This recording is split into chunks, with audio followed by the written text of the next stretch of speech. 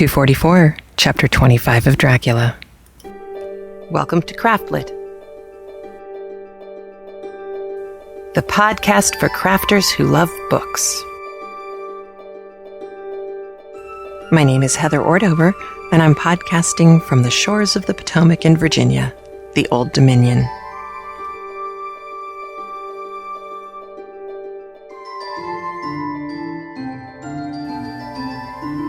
Episode 244, The Winds of Change. This week's episode is brought to you by Knit Circus, the e-newsletter that can arrive in your mailbox delivering 3 rings of knitting, sewing, and fun.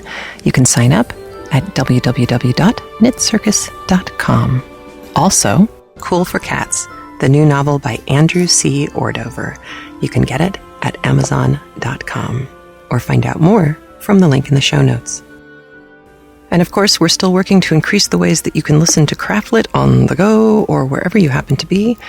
Right now, you can listen free to the most recent episodes at Stitcher Radio, an app you can download for free onto whatever kind of mobile device you like to use.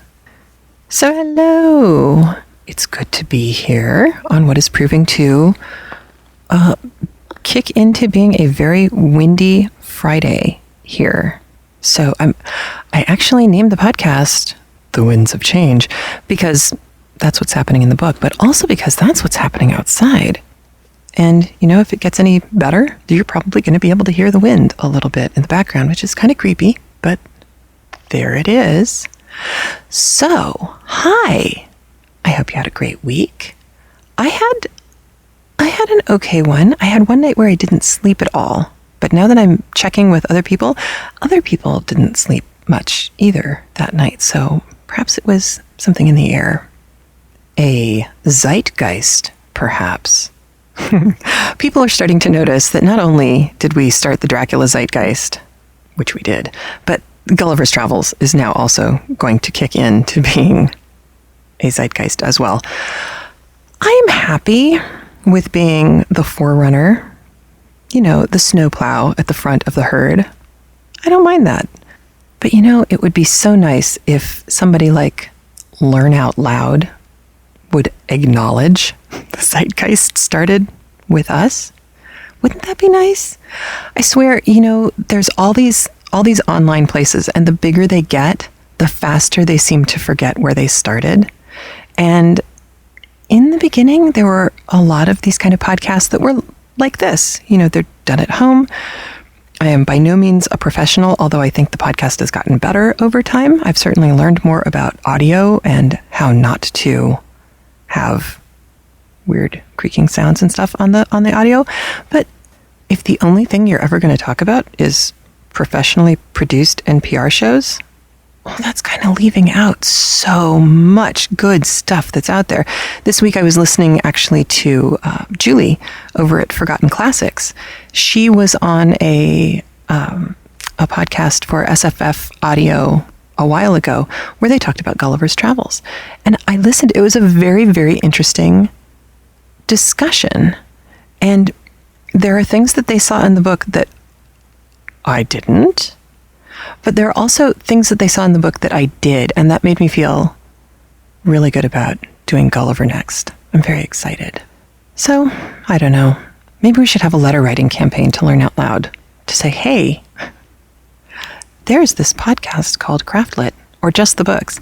Actually, I think Julie is listening to Just the Books these days because she doesn't have enough time to listen to the Crafty Chat. And today there won't be much of that because I have been designing and knitting my little heart out. You know what I pulled out? You're going to laugh at me, so prepare yourself for a good belly laugh. I pulled out the Vogue 2002 Map of the World Afghan. It had to happen, right? Because I'm now in a colder climate. And sadly, there haven't been those long snowy days that I was hoping to have where I could just sit and work on the blooming Afghan. But in the spirit of having made this big move, I pulled it out anyway, and it was nice to work on. It's actually in much better shape than I thought. I don't have that much more to do. I have one complete panel to do, but not very much left on the the end of the second. I just have to do the little tabby bits on the second, and then the top third of the third panel. There will be pictures of the panels. I just have to finish those little tabby bits, and then I'll block what I've got and take pictures of it, because it really is going to be quite impressive. I am very excited about that. I also completed the hair clip cap, the hair clip hat pattern that I was working on, that has the steeked back so that you can button it up around your hair clip or ponytail should you desire it. And I'm very happy with that. That is actually for sale. That one comes with instructions on steeking and lots of in-process pictures. So if you've never steeked before, this might be a really good time for you to try it. Not only that, but because it is a steeking pattern, like there's no other way to do it that isn't hugely time consuming. Steeking actually makes it go very quickly. If you've never steeked before, but you've been intrigued, this might be a good pattern because I designed it specifically to work with cheap yarn from Michaels and still get you an attractive hat at the end. And, the hat is not going to get all that much wear and tear. It's not like a sweater where the sleeves are going to rub against each other and you're going to wind up with pilling yarn everywhere. This is a very simple bonnet pattern, actually. So I thought, well, maybe those of you who've never steeked before, get out the pattern, get out your yarn and needles, get out the bottle of scotch, because you're going to need it for when you have to cut your knitting. But you could easily make one of these hats in 2 nights of TV knitting. It's that easy. Well, maybe 3 nights of TV knitting. And I made the pattern twice. And what I found was I could knit the hat pretty much entirely with maybe just a couple inches to spare, maybe an inch. And I did that in one night. And then I finished it off, finished the I-cord border, and did the steek the next night. And then the button placket for the steeked part. That took another night, usually, not a full night. So that's not too bad. I mean, that's faster than a pair of socks, and it's way faster than a sweater, and it lets you wear a hair clip. I'm wearing mine today when I go outside to pick up the boys. So I'm excited. A lot of you also went over and gave little hearts to Meg's new pattern, the Game of Thrones gauntlets. They are gorgeous. Her mittens always are. She does a beautiful job. And she links from the pattern, she links to instructions on how to do the plaited edge. Now, this is the same plaited edge that I used in the Knitting Socks from Around the World Pivotar. I don't know if I said that right. Socks, the finished socks that are on the cover of the book. There's a plaited cast on for that. And that's actually the class that I taught in Tucson at Christmas time, was how to do that kind of plaited border. And it's loads of fun to do. Once you see how it works, it's really genius. And it is a cast on you will want to use more often. And it turns out to be really useful for socks because it's not super springy like a ribbed cast on would be, but it has stretch. And on the gauntlets, it just looks beautiful. So we're gearing up here. I know you're going to cringe. We're gearing up here to move. We have to find another place. We've lived in a very small apartment with all 4 of us for a year, and it's been okay. But we really need to find a better place. And so if any of you know of anyone who is looking to rent or doing a rent-to-own or anything like that in the area, I don't think we can buy anything because we had to do the short sale in Arizona. And so our credit got, trounced by the economy. So I don't imagine that we're going to be able to buy, but we're very good renters. We keep care of property. So I'm on the hunt for that, which is loads of fun, and working on Defarge number 2, editing all the stuff and getting it ready, and it's so exciting. And that leads me to remind you that the next 3 books are Defarge Does Shakespeare, Defarge Does Chaucer, and Defarge Does Sherlock. And these 3 books are the same idea. Patterns based on characters or events or anything from, in this case, Shakespeare plays or sonnets, Chaucer stories and Sherlock Holmes stories. And, let your imagination run wild. There's a link on the show notes to a page that will tell you how to submit. And right now, since I'm working on Defarge 2, it's kind of open in that an email with photographs or scans of sketches or swatches and fairly detailed descriptions will be just fine as a submission. You don't have to send me a swatch or anything like that. This is one of those places where Ravelry really turns out to be useful for me as the book editor, because I can go on Ravelry and I can look at your knitting. So you don't have to go through such a formal process on these upcoming books. It's pretty easy for me to be able to see what you can do. So my husband, who I love, who wrote a lovely post about our older son having kind of the first round of growing pains as he is firmly into the tween world, and he's, heading towards being a teenager, which is shocking, but I guess not a surprise. We had to know it was coming. My husband wrote a really beautiful blog post on being an outsider, which, since we were talking about Stoker being an outsider looking in, I thought you might be interested in. So I put a link from the show notes to his blog post, which really is just heartbreaking and lovely. But he also left me a comic this morning on the table. This is Sally Forth, and it shows the husband saying, "Okay, any ideas about a fun hobby we can do as a family?" And the mom says, "What about knitting? It's fun, relaxing, and clears the head." And the husband says, "Sal, do you know what the guys at work would say if they found out I'm knitting?" And she says, "How would they find out?" And he said, "Well, I'm not going to spend all that time making a scarf not to show it off." Perhaps that is why I can't get my husband to knit. But you know who does knit? Dracula. Okay, I'm totally joking about that, but I thought that was hilarious as a segue. So there it is, Dracula, knitter. No. We have a very interesting chapter. It is very much the winds of change for our chapter today. And things get moving along. We really only have 4 more chapters left, 25, 26, 3 more chapters, 25, 26, 27. Dude, it's almost the end of the book. I don't know how I feel about leaving Dracula behind. I've enjoyed it so much. All right, well, anyway, I have an email for you from the Reverend Renee Rico, who we have heard from before, but she said she wanted to mention about, Mina's said it a couple of times before, but last week we really got it a lot. Mina's declaration that she's impure, like when she was touched by the host and it seared her forehead. She said there are a few other things to consider layered upon this. One is biblical. In the Jewish tradition of the biblical era, not the modern, but the biblical era, many things could cause one to be impure, including sickness and eating food not declared kosher, and even menstruation was cause for considering someone impure.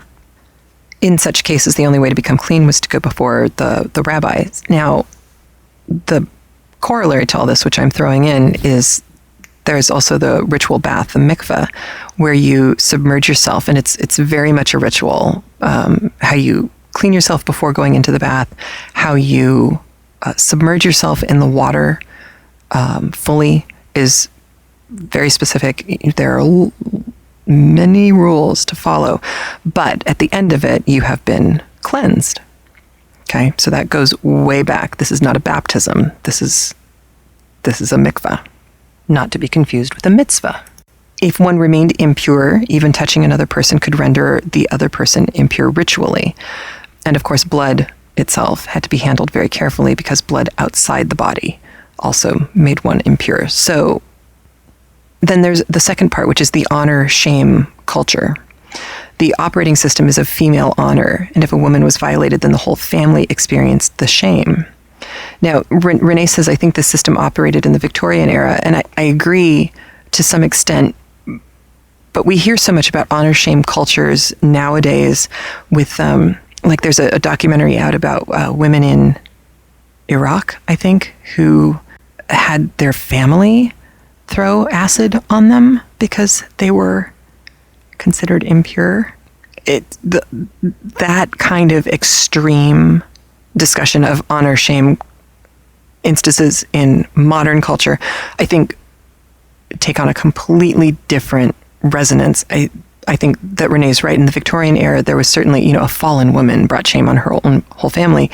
And if you are watching Downton Abbey at all, what Mary has gone through and is continuing to go through, I think fairly represents kind of the conversations that would be going on behind closed doors within the family. She says, though, and I think this is interesting, Stoker seems to be taking a much more modern take on the violation of Mina by having the men both rescue and work to redeem her from her state of shame. And that's an interesting point. It would have been very, very easy for Mina to have been shunned because of this. And perhaps it's because the men truly understand the danger of Dracula, and because Dracula is who he is, there is no way that Mina could have resisted him. I mean, there's the whole part of you have to open the door for the vampire to come in, but we also know that Dracula can control people psychically. So how much of that is free will and how much of that is being compelled by an outside force?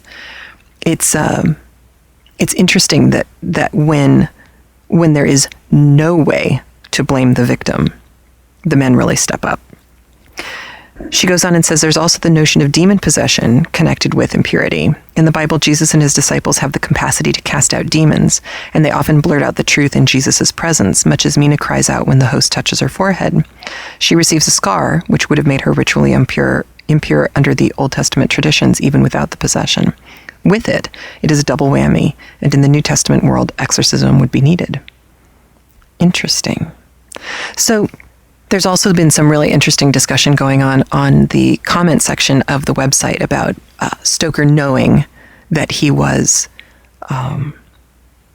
making the men kind of ridiculous for having left Mina out and in the process setting Mina up to be taken by Dracula.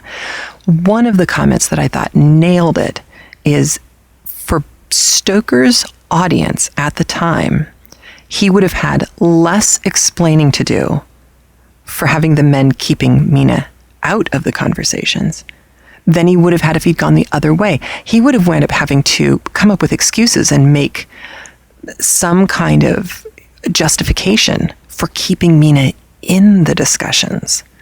And it hadn't occurred to me how simple and straightforward that point of view is, that for Stoker's day, he may have been ahead of his time, but the rest of his reading audience wasn't. And I'm sure she's right that when people back then read it and they get to the part where Van Helsing and Seward are like, well, she could still have children and you don't want to scar her, and they didn't even know if she was pregnant at the time, all of that stuff, everybody's going to be nodding going, oh, right, thank God you guys are keeping her out of there. That's really good.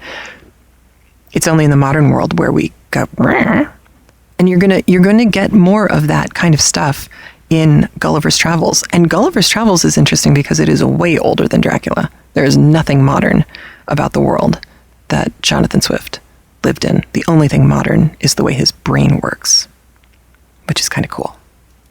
Okay, in Dracula today, I have a few things that are interesting and a few things that I'm going to actually read to you in their entirety after the narrative. I don't think not knowing them in advance will in any way hurt your appreciation of the text. First off, I want you to know that the Orient Express did actually exist at this point, and it only started being called the Orient Express in 1891. So that's absolutely accurate. You will hear some statements in the chapter today that blatantly contradict things that you already know to be true. Just let it go. There may be reasons that you don't know of, so don't get hung up on it. There will also be some major melodrama. Again, if you can just work your way through it and let it roll off your back, it'll be so much better. Also, while this is all one chapter, it's actually taking place over a much larger period of time. The first journal entry that we get is from the 11th of October. And the second, there's an enormous break during travel time, and it's the 15th of October. So just don't let it jar you, because if you're not paying attention to the dates really closely, it's very surprising. If you've ever heard the word hodgepodge, which I use all the time, evidently it comes from a legal statement. It's a hodgepot, HOTCHPOT. It means the blending or gathering together of properties for the purpose of securing equality in division, especially as practiced in certain cases in the distribution of property of an intestate parent. So there. At one point, Seward is going to comment and use the phrase transcendentalism. Now, just as a reminder, or if you weren't listening through Little Women, transcendentalism, 19th century movement of American writers and philosophers who generally believed in the essential unity of all creation, the innate goodness of man, and the supremacy of insight over logic and experience for the revelation of the deepest truths. Okay? That's why Melville and Hawthorne were called the anti-transcendentalists. They didn't necessarily believe in the innate goodness of people.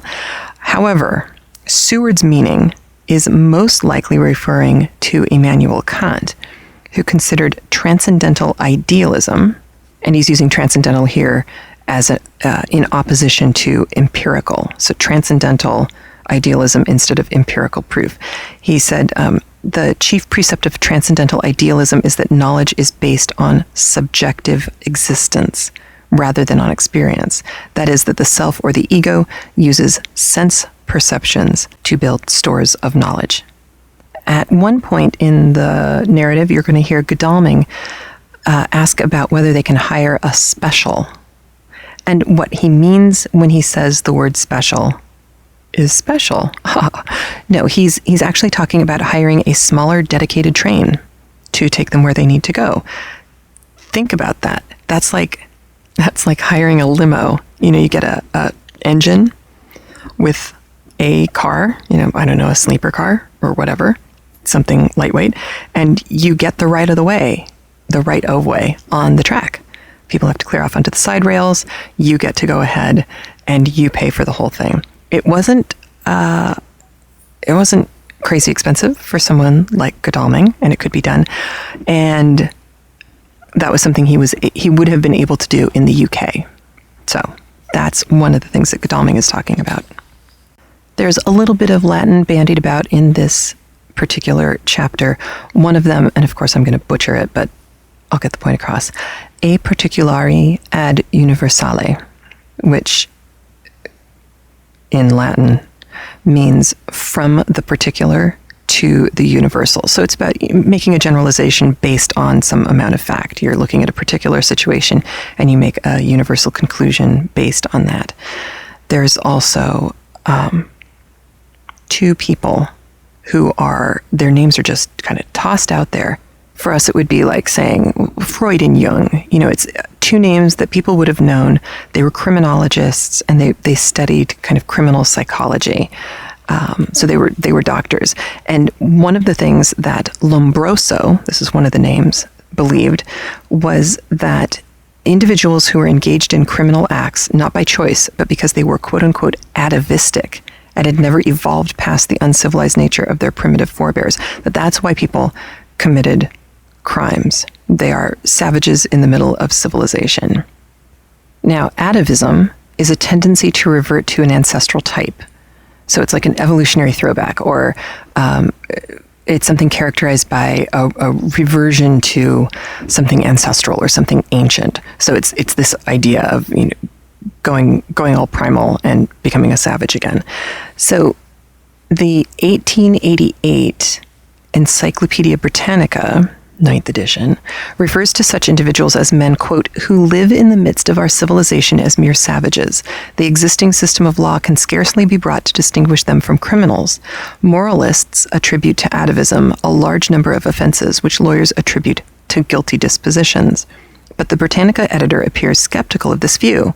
He goes on and says, it is not, however, owing to atavism, but to the mere continuance of an old order of things that so many of our ill-educated classes, shepherds, agricultural laborers, and even factory hands, are as little developed and live a life as little intellectual as savages.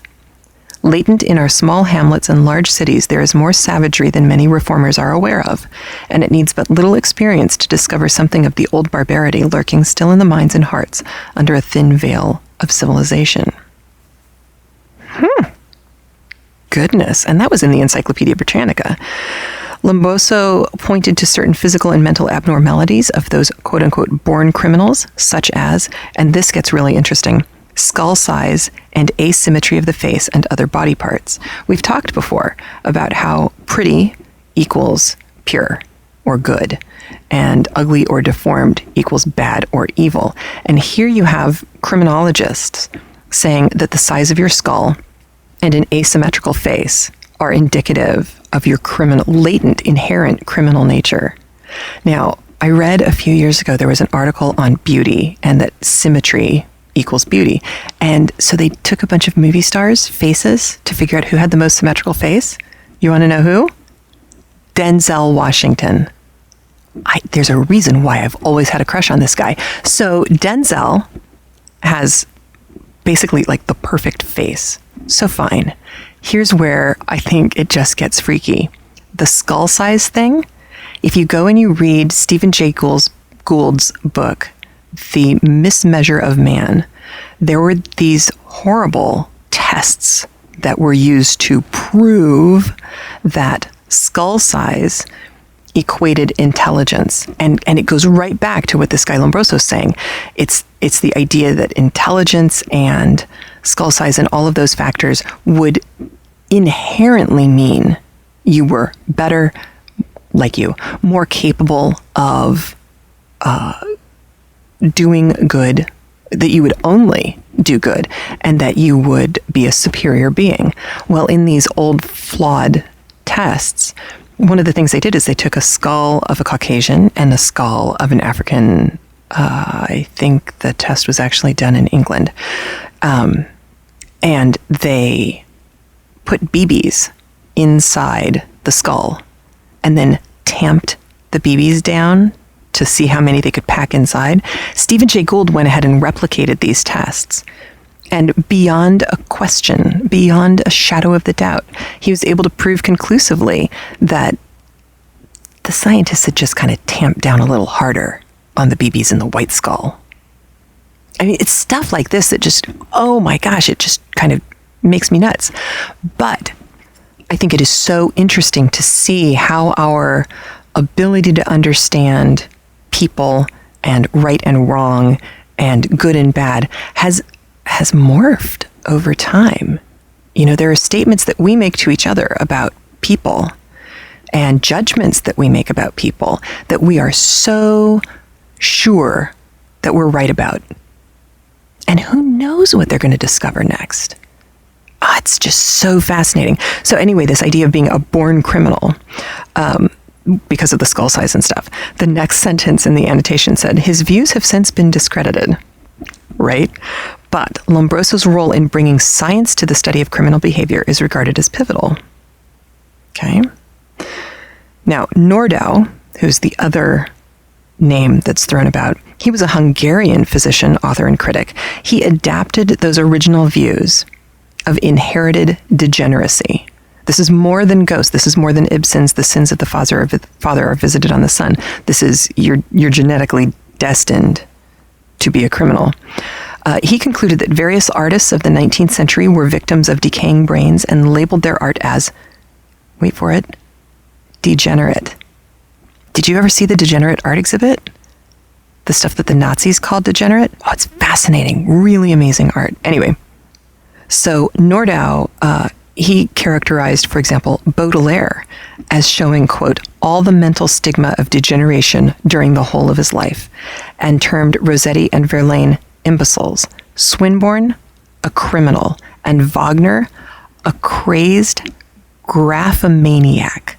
Although, ironically, Nordau was an earliest Zionist leader, his thinking was readily adopted by the Nazi regime, which began in 1937 to purge German museums of quote-unquote degenerate art. With the demise of Lombroso's scientific theories, Nordau's pseudoscientific criticism of art suffered the same fate. And all of this ties into the same period when Dracula was being written. How cool is that? I love this stuff. I'm gonna see if I can find degenerate art on the web or a link to the original degenerate art exhibit, and if I can, I will post a link to it because the art, it was Klimt and Klee and Chagall, all of the artists you'd expect to be purged. Beautiful stuff, some really beautiful stuff, and more beautiful stuff is our chapter today. So without any further ado, and reminding you I will catch you on the flip side because there's 2 things that I need to read to you, I turn you over into the capable hands of our readers today for Chapter 25 of Dracula. Dr. Seward's Diary, 11 October, evening. Jonathan Harker has asked me to note this, as he says he is hardly equal to the task, and he wants an exact record kept. I think that none of us were surprised when we were asked to see Mrs. Harker a little before the time of sunset. We have of late come to understand that sunrise and sunset are to her times of peculiar freedom, when her old self can be manifest without any controlling force subduing or restraining her or inciting her to action. This mood or condition begins some half hour or more before actual sunrise or sunset, and lasts till either the sun is high or whilst the clouds are still aglow with the rays streaming above the horizon.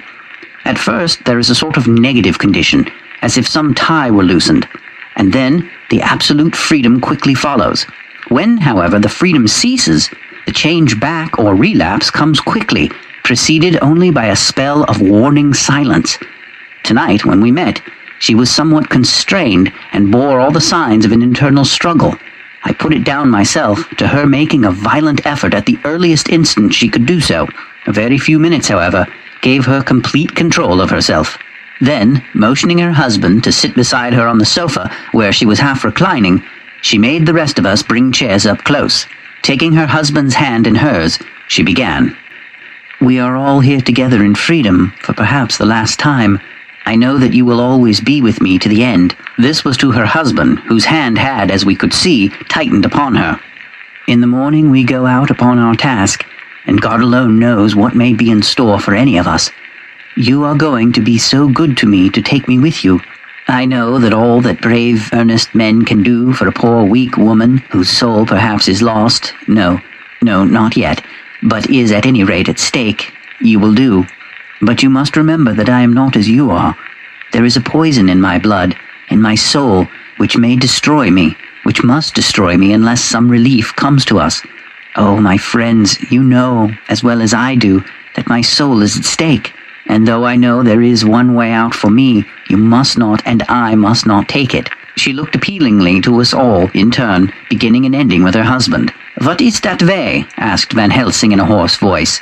"What is that way which we must not, may not take, that I may die now, either by my own hand or that of another, before the greater evil is entirely wrought? I know, and you know, that were I once dead, you could and would set free my immortal spirit, even as you did my poor Lucy's.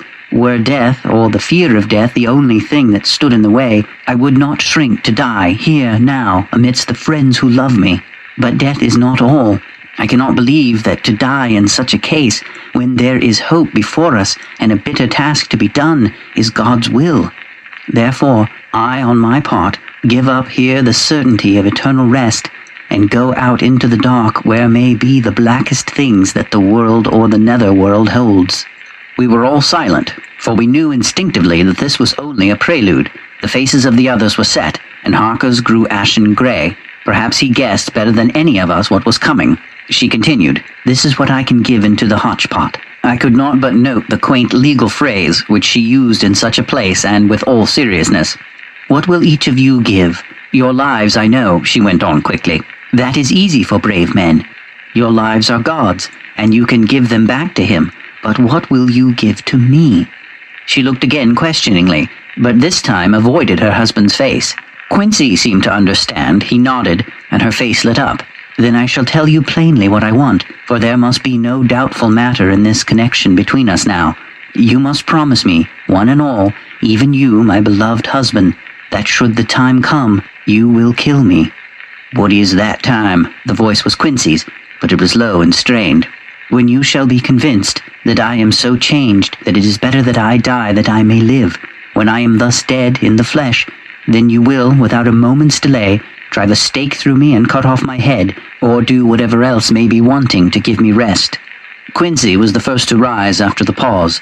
He knelt down before her, and taking her hand in his, said solemnly, "I'm only a rough fella, who hasn't perhaps lived as a man should to win such a distinction, but I swear to you by all that I hold sacred and dear, that should the time ever come, I shall not flinch from the duty that you have set us. And I promise you, too, that I shall make all certain, for if I am only doubtful, I shall take it that the time has come." "My true friend," was all she could say amid her fast-falling tears, as bending over, she kissed his hand. "I swear the same, my dear Madam Mina," said Van Helsing. "And I," said Lord Godalming, each of them in turn kneeling to her to take the oath. I followed myself. Then her husband turned to her, wan-eyed and with a greenish pallor which subdued the snowy whiteness of his hair, and asked, "And must I, too, make such a promise, O my wife?" "You too, my dearest," she said, with infinite yearning of pity in her voice and eyes. "You must not shrink. You are nearest and dearest, and all the world to me. Our souls are knit into one, for all life and all time.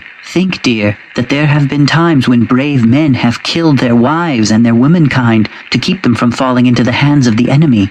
Their hands did not falter any the more, because those that they loved implored them to slay them. It is men's duty towards those whom they love in such times of sore trial. And oh, my dear, if it is to be that I must meet death at any hand, let it be at the hand of him that loves me dearest. Dr. Van Helsing, I have not forgotten your mercy in poor Lucy's case, to him who loved." She stopped with a flying blush and changed her phrase. "To him who had best right to give her peace. If that time shall come again, I look to you to make it a happy memory of my husband's life, that it was his loving hand which set me free from the awful thrall upon me." "Again, I swear," came the professor's resonant voice. Mrs. Harker smiled, positively smiled, as with a sigh of relief she leaned back and said, "And now one word of warning, a warning which you must never forget. This time, if it ever come, may come quickly and unexpectedly, and in such case you must lose no time in using your opportunity. At such a time I myself might be, nay, if the time ever come, shall be leagued with your enemy against you. One more request." She became very solemn as she said this. "It is not vital and necessary like the other, but I want you to do one thing for me, if you will." We all acquiesced, but no one spoke. There was no need to speak. "I want you to read the burial service." She was interrupted by a deep groan from her husband. Taking his hand in hers, she held it over her heart and continued, "You must read it over me some day.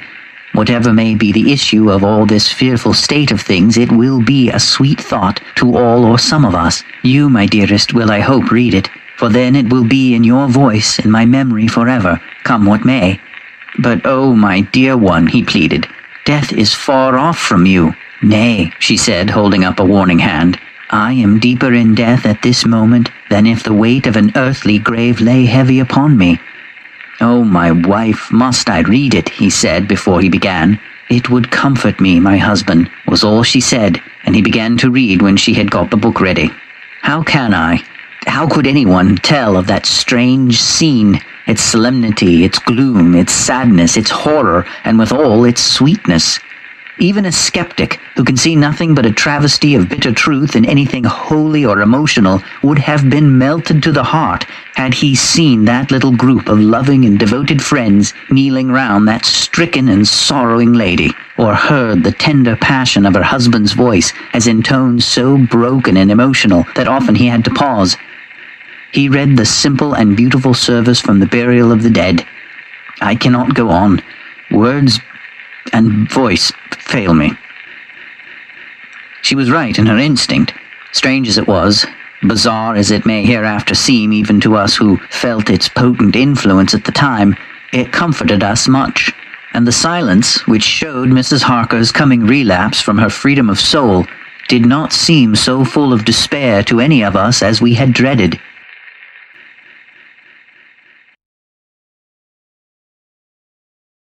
Jonathan Harker's Journal. 15th of October, Varna. We left Charing Cross on the morning of the 12th, got to Paris the same night and took the places secured for us in the Orient Express. We travelled day and night, arriving here at about 5 o'clock. Lord Godalming went to the consulate to see if any telegram had arrived for him, whilst the rest of us came on to this hotel, the Odessus. The journey may have had incidents. I was, however, too eager to get on to care for them. Until the Tsarina Catherine comes into port, there will be no interest for me in anything in the wide world. Thank God Mina is well, and looks to be getting stronger. Her colour is coming back. She sleeps a great deal. Throughout the journey she slept nearly all the time. Before sunrise and sunset, however, she is very wakeful and alert, and it has become a habit for Van Helsing to hypnotise her at such times. At first some effort were needed, and he had to make many passes, but now she seems to yield at once, as if by habit, and scarcely any action is needed. He seems to have power at these particular moments, to simply will, and her thoughts obey him. He always asks her what she can see and hear. She answers to the first, "Nothing. All is dark." And to the second, "I can hear the waves lapping against the ship, and the water rushing by.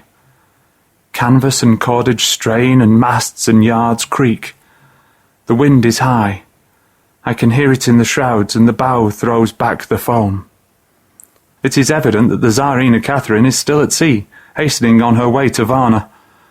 Lord Godalming has just returned. He had 4 telegrams, one each day since we started, and all to the same effect, that the Tsarina Catherine has not been reported to Lloyd's from anywhere. He had arranged before leaving London that his agent should send him every day a telegram saying if the ship had been reported. He was to have a message even if she were not reported, so that he might be sure that there was a watch being kept at the other end of the wire. We had dinner and went to bed early. Tomorrow we are to see the Vice-Consul and to arrange, if we can, about getting on board the ship as soon as she arrives. Van Helsing says that our chance will be to get on board between sunrise and sunset. The Count, even if he takes the form of a bat, cannot cross the running water of his own volition, and so cannot leave the ship. As he dare not change to man's form without suspicion, which he evidently wishes to avoid, he must remain in the box. If then we can come on board after sunrise, he is at our mercy, for we can open the box and make sure of him, as we did of poor Lucy, before he wakes. What mercy he will get from us will not count for much. We think that we shall not have much trouble with officials or the seamen. Thank God, this is the country where bribery can do anything, and we are well supplied with money. We have only to make sure that the ship cannot come into port between sunset and sunrise without our being warned, and we shall be safe. Judge Moneybag will settle this case, I think. 16th of October. Mina's report still the same. Lapping waves and rushing water, darkness and favouring winds. We are evidently in good time, and when we hear of the Tsarina Catherine, we shall be ready. As she must pass the Dardanelles, we are sure to have some report. 17th of October. Everything is pretty well fixed now, I think, to welcome the Count on his return from his tour. Godalming told the shippers that he fancied that the box sent aboard might contain something stolen from a friend of his, and got a half-consent that he might open it at his own risk. The owner gave him a paper telling the captain to give him every facility in doing whatever he chose on board the ship, and also a similar authorization to his agent at Varna. We have seen the agent, who was much impressed with Godalming's kindly manner to him, and we are all satisfied that whatever he can do to aid our wishes will be done. We have already arranged what to do in case we get the box open. If the Count is there, Van Helsing and Seward will cut off his head at once and drive a stake through his heart. Morris and Godalming and I shall prevent interference even if we have to use the arms which we shall have ready. The Professor says that if we can so treat the Count's body, it will soon after fall into dust. In such case there would be no evidence against us, in case any suspicion of murder were aroused. But even if it did not, we should stand or fall by our act, and perhaps some day this very script may be evidence to come between some of us and a rope. For myself, I should take the chance only too thankfully if it were to come. We mean to leave no stone unturned to carry out our intent. We have arranged with certain officials that the instant the Tsarina Catherine is seen, we are to be informed by a special messenger. 24th of October. A whole week of waiting. Daily telegrams to Godalming, but only the same story. Not yet reported. Mina's hypnotic answer is unvaried. Lapping waves, rushing water, and creaking masts. Telegram, Rufus Smith, Lloyd's, London, to Lord Godalming. Care of H.B.M. Vice-Consul, Varna. October 24. Tsarina Catherine reported this morning from Dardanelles. Dr. Seward's Diary, 25 October. How I miss my phonograph. To write a diary with a pen is irksome to me, but Van Helsing says I must. We were all wild with excitement yesterday when Godalming got his telegram from Lloyd's. I know now what men feel in battle when the call to action is heard. Mrs. Harker alone of our party did not show any signs of emotion. After all, it is not strange that she did not, for we took special care not to let her know anything about it, and we all tried not to show any excitement when we were in her presence. In old days she would, I'm sure, have noticed, no matter how we might have tried to conceal it. But in this way she is greatly changed during the past 3 weeks. The lethargy grows upon her, and though she seems strong and well, and is getting back some of her colour, Van Helsing and I are not satisfied. We talk of her often. We have not, however, said a word to the others. It would break poor Harker's heart, certainly his nerve, if he knew that we had even a suspicion on the subject. Van Helsing examines, he tells me, her teeth very carefully whilst she is in the hypnotic condition, for he says that so long as they do not begin to sharpen, there is no active danger of a change in her. If this change should come, it would be necessary to take steps. We both know what those steps would have to be, though we do not mention our thoughts to each other. We should neither of us shrink from the task, awful though it be to contemplate. Euthanasia is an excellent and comforting word. I am grateful to whoever invented it. It is only about 24 hours' sail from the Dardanelles to here, at the rate the Tsarina Catherine has come from London. She should therefore arrive some time in the morning, but as she cannot possibly get in before noon, we are all about to retire early. We shall get up at 1 o'clock, so as to be ready. 25 October, noon. No news yet of the ship's arrival. Mrs. Harker's hypnotic report this morning was the same as usual, so it is possible that we may get news at any moment.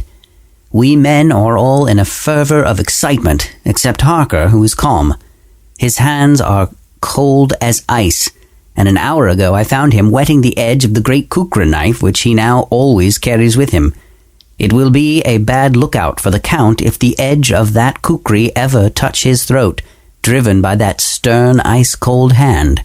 Van Helsing and I were a little alarmed about Mrs. Harker today. About noon she got into a sort of lethargy which we did not like. Although we kept silent to the others, we were neither of us happy about it. She had been restless all the morning, so that we were at first glad to know that she was sleeping. When, however, her husband mentioned casually that she was sleeping so soundly that he could not wake her, we went to her room to see for ourselves. She was breathing naturally and looked so well and peaceful that we agreed that the sleep was better for her than anything else. Poor girl, she has so much to forget that it is no wonder that sleep, if it brings oblivion to her, does her good. Later, our opinion was justified, for when, after a refreshing sleep of some hours, she woke up, she seemed brighter and better than she had been for days. At sunset, she made the usual hypnotic report. Wherever he may be in the Black Sea, the Count is hurrying to his destination. To his doom, I trust. 26 October. Another day and no tidings of the Tsarina Catherine. She ought to be here by now. That she is still journeying somewhere is apparent, for Mrs. Harker's hypnotic report at sunrise was still the same. It is possible that the vessel may be lying by at times for fog. Some of the steamers which came in last evening reported patches of fog both to north and south of the port. We must continue our watching, as the ship may now be signalled at any moment. 27 October, noon. Most strange. No news yet of the ship we wait for. Mrs. Harker reported last night and this morning as usual, lapping waves and rushing water, though she added that the waves were very faint. The telegrams from London have been the same. No further report. Van Helsing is terribly anxious and told me just now that he fears the Count is escaping us. He added significantly, I did not like that lethargy of Madame Mina's. Souls and memories can do strange things during trance. I was about to ask him more, but Harker just then came in and he held up a warning hand. We must try at sunset to make her speak more fully when in her hypnotic state. Telegram, Rufus Smith, London, to Lord Godalming. Care of HBM Vice-Consul, Varna. October 28. Tsarina Catherine reported entering Galatz at 1 o'clock today. Dr. Seward's Diary, 28 October. When the telegram came announcing the arrival in Galatz, I do not think it was such a shock to any of us as might have been expected. True, we did not know whence or how or when the bolt would come, but I think we all expected that something strange would happen. The day of arrival at Varna made us individually satisfied that things would not be just as we had expected. We only waited to learn where the change would occur. Nonetheless, however, it was a surprise. I suppose that nature works on such a hopeful basis that we believe against ourselves that things will be as they ought to be, not as we should know that they will be. Transcendentalism is a beacon to the angels, even if it be a will-o'-the-wisp to man. Van Helsing raised his hand over his head for a moment, as though in remonstrance with the Almighty, but he said not a word, and in a few seconds stood up with his face sternly set. Lord Godalming grew very pale, and sat breathing heavily. I was myself half stunned and looked in wonder at one after another. Quincey Morris tightened his belt with his quick movement, which I knew so well. In our old wandering days it meant action. Mrs. Harker grew ghastly white, so that the scar on her forehead seemed to burn, but she folded her hands meekly and looked up in prayer. Harker smiled, actually smiled, the dark, bitter smile of one who is without hope, but at the same time his action belied his words, for his hands instinctively sought the hilt of the great kukri knife and rested there. "Ventos, the next train start for Galatz," said Van Helsing to us generally, "at 6:30 tomorrow morning." We all started, for the answer came from Mrs. Harker. "How on earth do you know that?" said Art. "You forget, or perhaps you do not know, though Jonathan does, and so does Dr. Van Helsing, that I am the train fiend. At home in Exeter, I always used to make up the timetable so as to be helpful to my husband. I found it so useful sometimes that I always make a study of the timetables now. I knew that if anything were to take us to Castle Dracula, we should go by Galatz, or at any rate through Bucharest, so I learned the times very carefully. Unhappily, there are not many to learn, as the only train tomorrow leaves, as I say." "Wonderful woman," murmured the professor. "Can't we get a special?" asked Lord Godalming. Van Helsing shook his head. "I fear not. This land is very different from yours or mine. Even if we did have a special, it would probably not arrive as soon as our regular train. Moreover, we have something to prepare. We must think. Now, let us organize. You, friend Arthur, go to the train and get the tickets and arrange that all be ready for us to go in the morning. Do you, friend Jonathan, go to the agent of the ship and get from him letters to the agent in Galatz with authority to make a search of the ship just as it was here. Quincey Morris, you see the vice-consul and get his aid with his fellow in Galatz and all he can do to make our way smooth, so that no times be lost when over the Danube. John will stay with Madam Mina and me, and we shall consult. For if time be long, you may be delayed, and it will not matter when the sun set, since I am here with Madam Mina to make report." "And I," said Mrs. Harker brightly, and more like her old self than she had been for many a long day, "shall try to be of use in all ways, and shall think and write for you as I used to do. Something is shifting from me in some strange way, and I feel freer than I have been of late." The three younger men looked happier at the moment as they seemed to realize the significance of her words, but Van Helsing and I, turning to each other, met each a grave and troubled glance. We said nothing at the moment, however. When the three men had gone out to their tasks, Van Helsing asked Mrs. Harker to look up the copy of the diaries and find him the part of Harker's journal at the castle. She went away to get it. When the door was shut upon her, he said to me, "We mean the same. Speak out." "Here is some change. It is a hope that makes me sick, for it may deceive us." "Quite so. Do you know why I asked her to get the manuscript?" "No," said I, "unless it was to get an opportunity of seeing me alone." "You are in part right, friend John, but only in part. I want to tell you something. And oh, my friend, I am taking a terrible risk. But I believe it is right. In the moment when Madam Mina said those words that arrest both our understanding, an inspiration came to me. In the trance of 3 days ago, The Count sent her his spirit to read her mind. Or, more like, he took her to see him in his earthen box in the ship with water rushing, just as it go free at rise and set of sun. He learned then that we are here, for she have more to tell in her open life, with eyes to see, ears to hear, than he, shut as he is in his coffin box. Now he make his most effort to escape us. At present he want her not. He is sure with his so great knowledge that she will come at his call. But he cut her off, take her, as he can do, out of his own power, that so she come not to him. Ah, there I have hope that our man-brains, that have been of man so long, and that have not lost the grace of God, will come higher than his child-brain, that lie in his tomb for centuries, that grow not yet to our stature, and that do only work selfish and therefore small. Here comes Madam Mina. Not a word to her of her trance.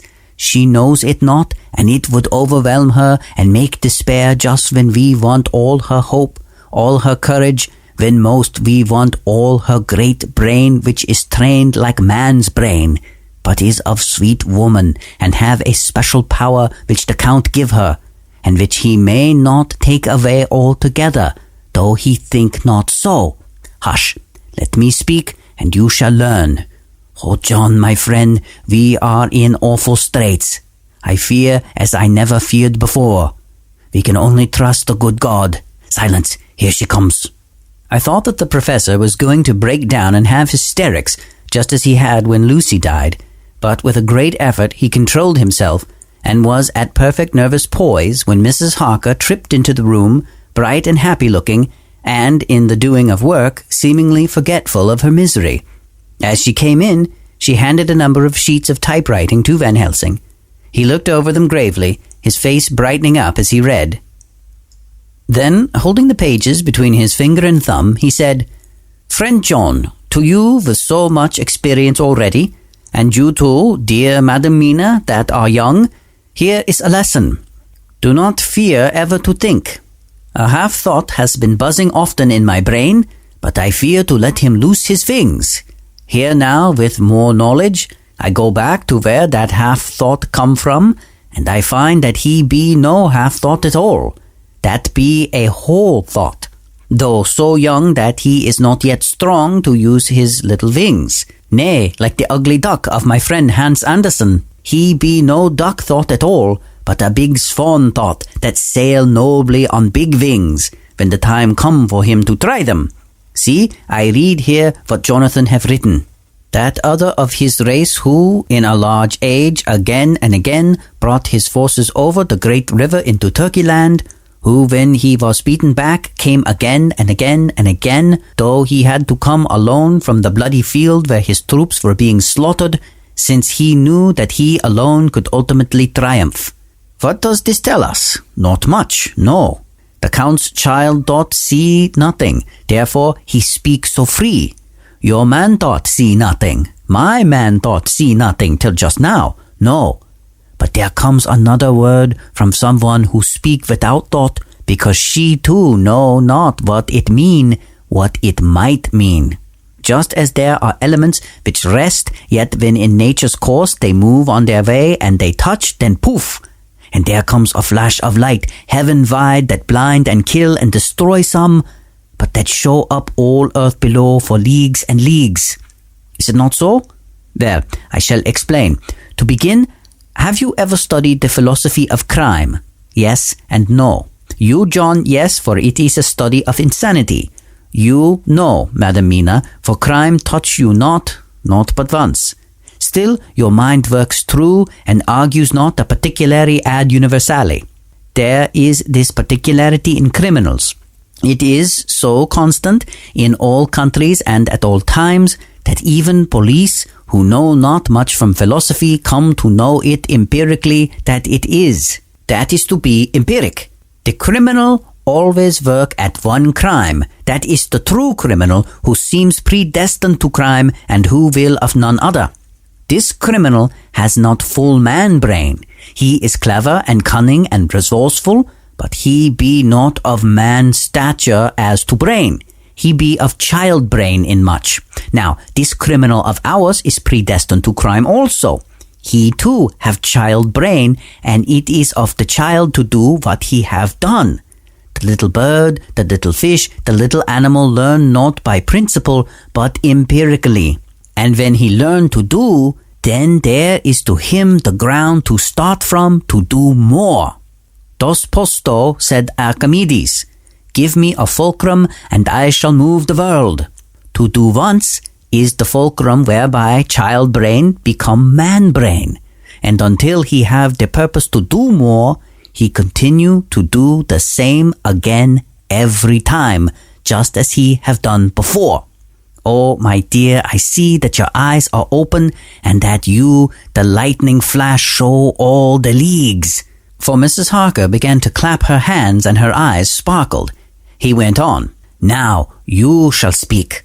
Tell us two dry men of science what you see with those so bright eyes. He took her hand and held it whilst she spoke. His finger and thumb closed on her pulse, as I thought instinctively and unconsciously as she spoke. The Count is a criminal, and of criminal type. Nordau and Lombroso would so clarify him, and qua criminale, he is of an imperfectly formed mind. Thus, in a difficulty, he has to seek resources in habit. His past is a clue, and the one page of it that we know, and that from his own lips, tells that once before, when in what Mr. Morris would call a tight place, he went back to his own country from the land he had tried to invade, and thence, without losing purpose, prepared himself for a new effort. He came again better equipped for his work, and won. So he came to London to invade a new land. He was beaten, and when all hope of success was lost, and his existence in danger, he fled back over the sea to his home, just as formerly he had fled back over the Danube from Turkeyland. Good, good, oh, you so clever lady, said Van Helsing enthusiastically, as he stopped and kissed her hand. A moment later he said to me, as calmly as though we had been having a sick-room consultation, 72 only, and in all this excitement, I have hope.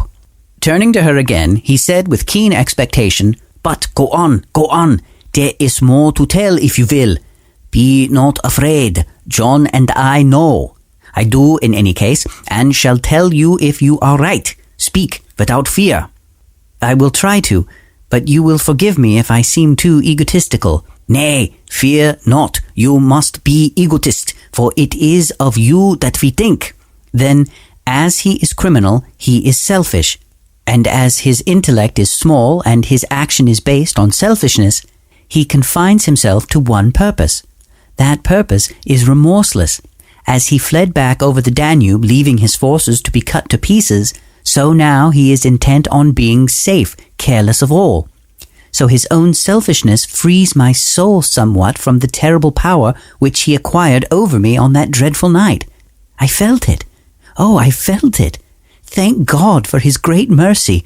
My soul is freer than it has been since that awful hour, and all that haunts me is a fear lest in some trance or dream he may have used my knowledge for his ends. The professor stood up. He has so used your mind, and by it he has left us here in Varna, whilst the ship that carried him rushed through enveloping fog up to Gulz, where, doubtless, he had made preparation for escaping from us.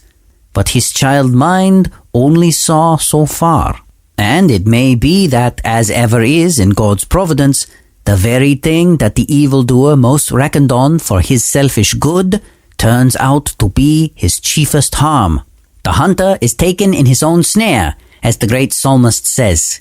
For now that he think he is free from every trace of us all, and that he has escaped us with so many hours to him, then his selfish child brain will whisper him to sleep.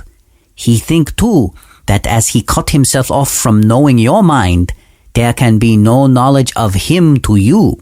There is where he fail.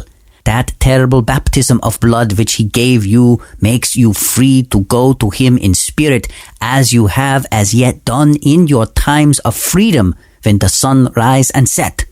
At such times you go by my volition and not by his. And this power to good of you and others you have won from your suffering at his hands. This is now all more precious that he know it not. and to God himself have even cut himself off from knowledge of our where. We, however, are not selfish, and we believe that God is with us through all this blackness and these many dark hours. We shall follow him, and we shall not flinch, even if we peril ourselves that we become like him. Friend John, this has been a great hour, and it have done much to advance us on our way. You must be scribe and write him all down, so that when the others return from their work, you can give it to them, then they shall know as we do. And so I have written it whilst we wait their return, and Mrs. Harker has written with the typewriter all since she brought the MS to us. And in this situation, MS stands for manuscript. So, first, before I forget, a huge thanks to John Scholes, because without even bothering me, he had a friend record the telegrams for us, which were marvelous. Well read. And that was just a huge gift. I wasn't thinking far enough ahead. So, Mina's looking better. What a surprise. Were you not as worried as I was that they had once again completely muffed it? It seems, though, that the explanations that we get from Van Helsing and Mina at the end of this chapter do fit. Dracula knows, he's afraid, he created the fog, he got away. Now, I put the map that we got from Siri James, the one who wrote, the writer who wrote Dracula, My Love. I put the map back up because now you can see Galatz and you can see Varna and you can see their travel route. And that I find to be very helpful. Maybe it's being the daughter of a geographer, but I like maps. Now, were you a little surprised about Seward's, thank God for euthanasia? What a great word. I was a little surprised by that, mostly because I didn't really think it was a topic, but evidently it was. If you don't know, euthanasia comes from EU, which means good in Greek, and thanatos, which means death. And there's a famous poem called Thanatos as well, or Thanatosis. So the idea is a painless death. And there's a very interesting thing that's in the annotations that I'm going to read to you. The ethical and legal issue involved is by no means new. In 1881, journalist Richard Roe in Life in the London Streets considered the homeless of London, and this is what he wrote. But are such lives that ought to be, must be, led? I cannot believe it. We shoot old horses when they have become a weariness to themselves. If we cannot help our pariahs, it would be a kindness, I think, to kill them off, to hand them over in that way to the tender mercies of the all-seeing one in whom we are so fond of bidding them to trust. But the pariah, first selected for this euthanasia, might probably object. Otherwise he would have previously his own quietus taken, and the benevolent murderer would be strung up between the gloomy walls of a jail, with a black flag flapping over him. So, even back in 1881, we know from A Modest Proposal by Jonathan Swift, which I will deal with when we do Gulliver, that this kind of an idea was not news, but I find the clinical nature of that passage to be shocking. Now, I will say, just to round out the argument, that when my grandfather was very, very ill at the end and he went into hospice, yes, I'm sure if he were on ER that they could have brought out a crash cart and they could have pumped him full of drugs and they could have brought him back. But what kind of life is that? He was on his way out. He was trying to go. He was done. And you got to respect that. And the people who I've met at hospices, they have this marvelous quality to them of being absolutely at peace with mortality. Or at least that's kind of how it seems to me. And I think it's important here because even though this chapter did have a lot of melodrama in it, Mina's statements about taking her own life or expecting one of the guys to stake her if she should show signs of having turned too far to be saved, I don't think that's melodramatic. It may have been stated melodramatically, but I don't think she has gone into this unthinkingly. And of course, Seward will have seen suffering on a very large scale in his work. And to him, like the statement about, putting a horse out of his misery or putting your dog down or your cat down, that not offering that same release to someone, it would seem kind of cruel. So, I don't know. But it's interesting that it's been around that long, and also interesting that Seward states it so blatantly, particularly knowing that other people are going to read the journal. Or, other people in their little crew of vampire hunters. Like Lincoln, Vampire Hunter, that movie's coming out soon. I kind of hope it's good. I don't know, there's something about me that just really gets a kick out of Abraham Lincoln, Vampire Hunter. Anyway, the other thing that I wanted to read to you is the burial service. Why was Mina going on about this? Why was it that she wanted to hear the burial service? It seems to me that just like last rites in Catholicism, I remember hearing people talk about the relief of the last rites being given, because you know that you're okay with God as you head off into the great unknown. And Jews have the Kaddish, which we say, which, if you aren't familiar with it, it's not a prayer of the dead or for the dead. The word Kaddish just means sanctification, and it's the sanctification of God's name. It's almost like a hymn of praise. It's I don't know any other way to translate it like that. And so the speaking of the Kaddish or the hearing of the last rites are, when you are in that faith, a very settling thing. Well, let me read you the burial prayer, because you're going to hear lots of resonances, and you've heard so much of it before. But the interesting thing is that the Book of Common Prayer in England between 1662 and 1928 didn't change. So this sucker had been around for a long time, which means its resonances were felt everywhere all the time. Anytime somebody died, you were going to hear this. So, and of course it would be died and were being buried in holy ground, because a church clergyman would be reading the prayer. So now you see why it mattered to Mina. Okay. It's very short. I am the resurrection and the life, saith the Lord. He that believeth in me, though he were dead, yet he shall live. And whosoever liveth and believeth in me shall never die. I know that my Redeemer liveth, and that he shalt stand at the latter upon my death. And though after my skin worms destroy this body, yet in my flesh shall I see God, whom I shall see for myself, and mine eyes shall behold, and not another. We brought nothing into this world, and it is certain we can carry nothing out. The Lord gave, and the Lord hath taken away. Blessed be the name of the Lord. You can see why it mattered, right? So even though it feels like melodrama in the beginning, it's really, really lovely. And so on that note, I leave you for the week.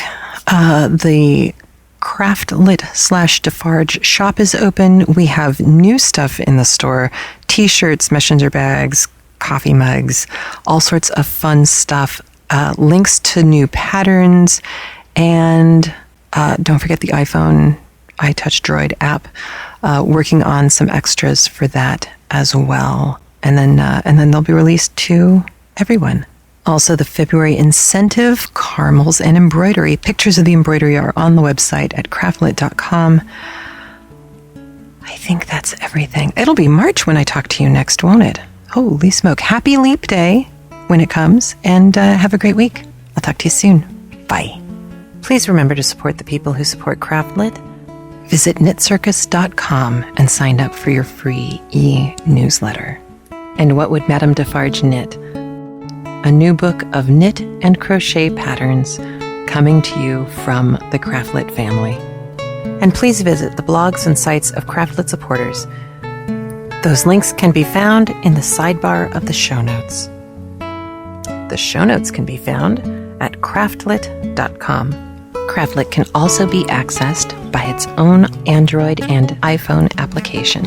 You can purchase it at the iPhone or iTouch application store, or you can subscribe free at iTunes.